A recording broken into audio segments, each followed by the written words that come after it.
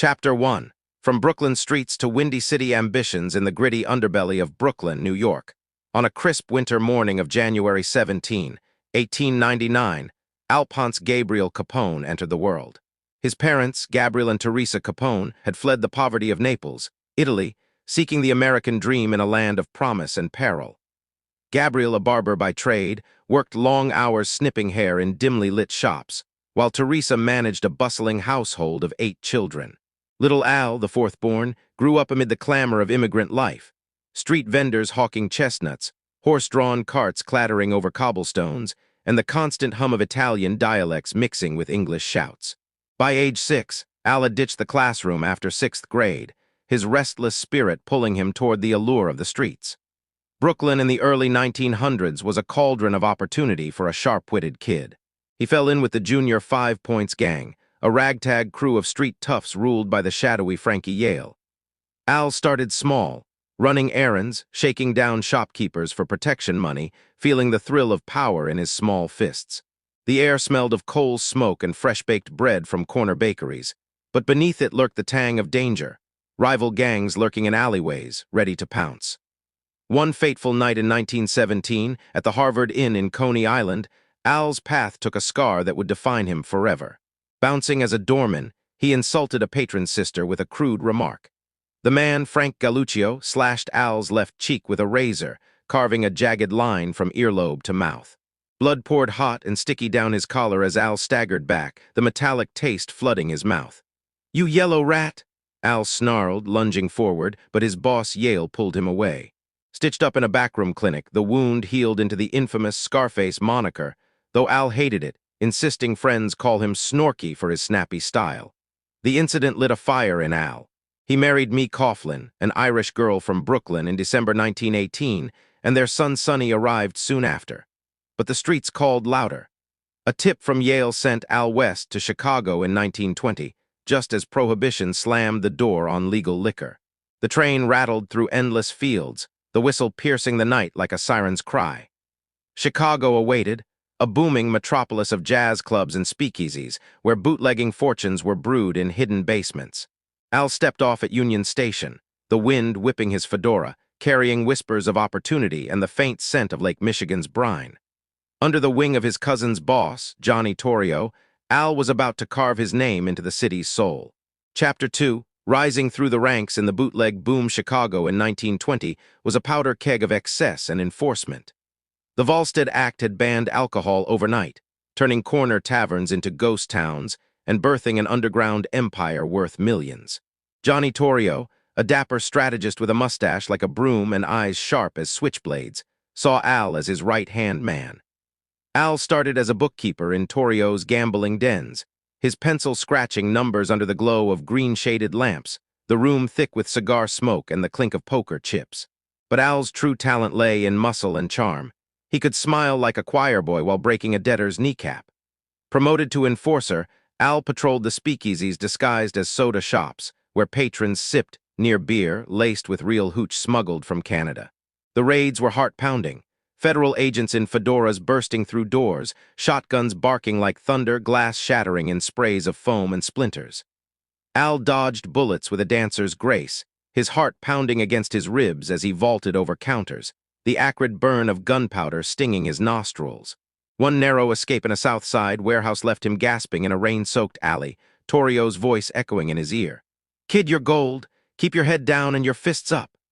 By 1923, Al managed the Four Deuces, a glittering den on Wabash Avenue where jazz horns wailed like lost souls and flappers swirled in silk dresses.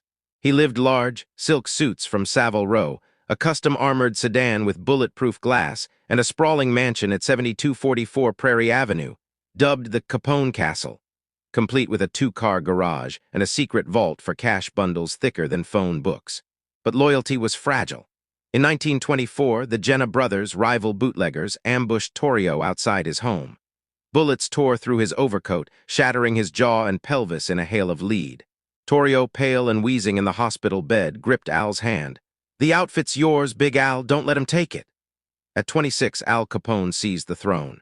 He consolidated power ruthlessly, brokering peace with the Irish North Side gang under Dean O'Banion, over tea in a flower shop, the air heavy with rose petals and unspoken threats.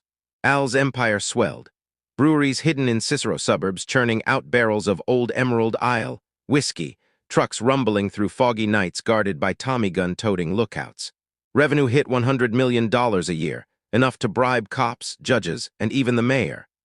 Al walked Chicago like a king, tipping his hat to newsboys while his shadows whispered of bodies dumped in the Calumet River, their secrets swallowed by the dark currents. Tension simmered. Every deal felt like a high-wire act, one slip from the abyss. Chapter 3, The Height of Power and the Valentine's Day Carnage. By 1927, Al Capone was untouchable. The public enemy number one, splashed across Chicago Tribune headlines like a wanted poster come to life. His operations spanned breweries, brothels, and horse tracks, raking in $60 million annually from bootleg booze alone. He vacationed in Florida, rubbing elbows with the elite at the Biltmore Hotel, where champagne flowed illegally and the Gulf breeze carried hints of jasmine and salt. Back home, his Prairie Avenue fortress buzzed with servants polishing silver and gardeners clipping hedges, a facade of respectability masking the arsenal in the basement. But the North Side Irish, led by the hot-headed Bugs Morin, chafed under Capone's dominance. Morin poached shipments, torched trucks, and gunned down Capone loyalists in drive-bys that lit up the night like fireworks gone wrong. Al, from his command post in the Lexington Hotel suite, walls papered in gold, phones ringing off the hook, plotted retaliation. "Morin's a dead man walking," he growled to his Lieutenant Jack, "machine gun, McGurn," the room echoing with the tick of a grandfather clock and the distant wail of sirens. The plan crystallized in early 1929. Infiltrate Morin's gang with disguised hitmen posing as police. On February 14, a Valentine's Day dawn gray as ash, 7 Morin men gathered in a Clark Street garage, the air thick with cigarette haze and engine oil. They joked about sweethearts, stamping feet against the cold, biting through thin coats. Suddenly, a squad car screeched up, fake badges glinting under the weak sun. "Line up against the wall, boys." "Routine shakedown," barked the imposters, Thompson submachine guns hidden beneath overcoats. Panic erupted in a frozen instant. The first burst ripped through the silence like a chainsaw, bullets chewing plaster and flesh in staccato fury. Bodies jerked like puppets, blood spraying in hot arcs across the brick wall, the coppery scent mingling with cordite. Pete Gusenberg crumpled last, gasping through a chest riddled with 22 slugs, whispering to a detective hours later, "Nobody shot me." Morin escaped by minutes, but the massacre shocked the nation. Headlines screamed Chicago's bloodbath, and President Hoover demanded action. Al, golfing in Miami under swaying palms, feigned outrage in a wire photo interview, his scarred cheek twitching. Only a coward would do this. But whispers pinned it on him, tightening the noose of federal eyes led by the steely Elliot Ness and his untouchables. Raids intensified, agents smashing barrels in moonlit raids, the splash of whiskey like liquid gold lost forever. Capone's empire teetered on glory's razor edge. Chapter 4, Downfall, Chains, and a Shadowed End. The noose tightened in 1930 as the feds, tired of dodging bullets in booze busts, pivoted to Capone's Achilles heel: taxes. Elliot Ness's squad dismantled his breweries one by one, dynamite-shattering silos in fiery blasts that lit the prairie like bonfires, the roar drowning out Capone's curses. Al, ever the showman, arrived at trials in custom suits, flashing diamond cufflinks that caught the courtroom lights like stars.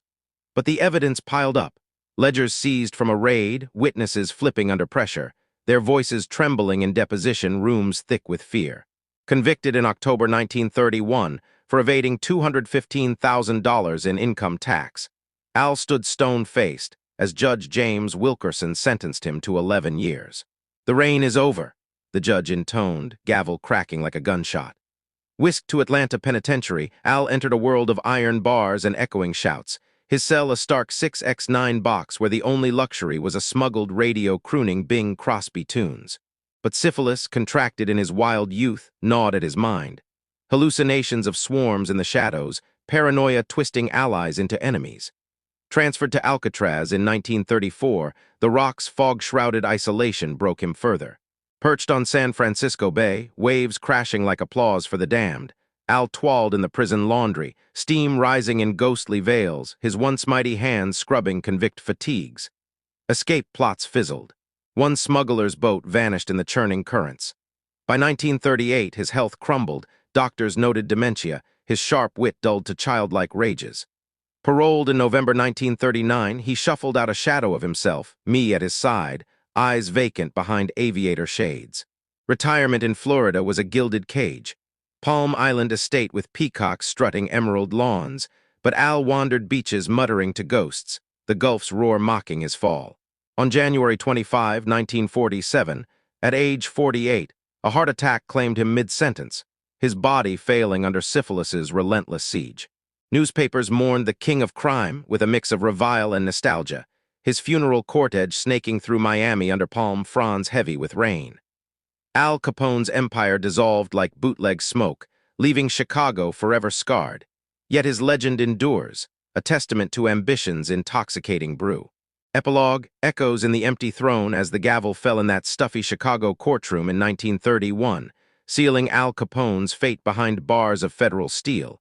The Windy City exhaled a collective sigh, relief laced with regret for the chaos that had defined its pulse. His empire crumbled like a house of cards in a stiff breeze, bootleggers scattering like rats from a sinking ship, while the untouchables toasted with legal scotch under clearer skies. Yet in quiet moments by the lake's edge, old-timers still murmur of Scarface's swagger, the man who turned thirst into terror and ambition into legend. Capone's ghost lingers not in the graves he filled, but in the American dream's dark undercurrent, a reminder that power, like Prohibition's dry spell, was always destined to break.